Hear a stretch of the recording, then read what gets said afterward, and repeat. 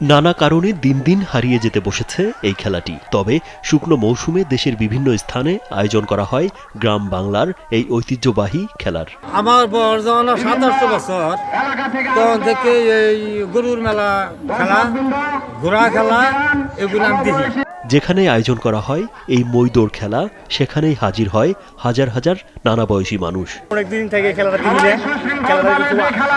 আরাম পাইলাম, মানে মজা পাইলাম।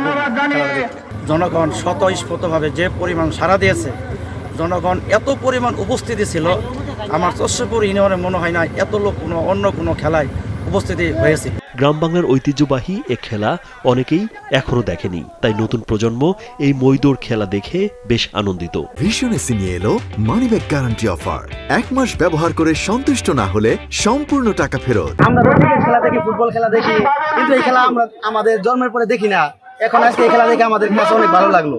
সম্প্রতি এমনই এক খেলার আয়োজন করে উৎসবে মেতে ওঠে শেরপুর সদরের চর শেরপুর নাগপাড়া এলাকার মানুষ। আজকেও খেলা ছিল, মজা করতে ওই খেলা বাদ দিয়ে আমরা এনআইসি, তো মানে এই ফিল্ডটা ভালো আছে, একটু ব্যাগ আছে, সমস্যা নাই। তারপর খেলাটা আমার অনেক ভালো লাগছে।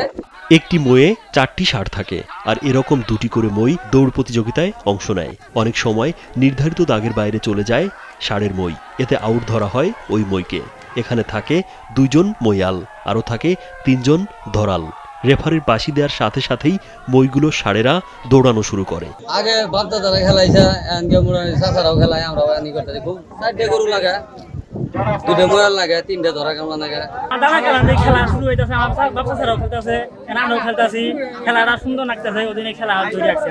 হারিয়ে যাওয়া ঐতিহ্যকে ধরে রাখতেই এমন আয়োজন বলে জানান আয়োজকরা। যুবক সমাজ অনুপ্রেরণা পায়, এই জন্য আমরা খেলার আয়োজন করেছি।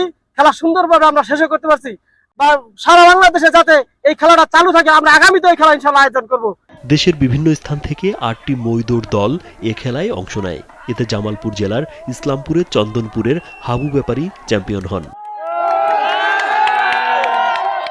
রাজীব বিশ্বাস, কালবেলা।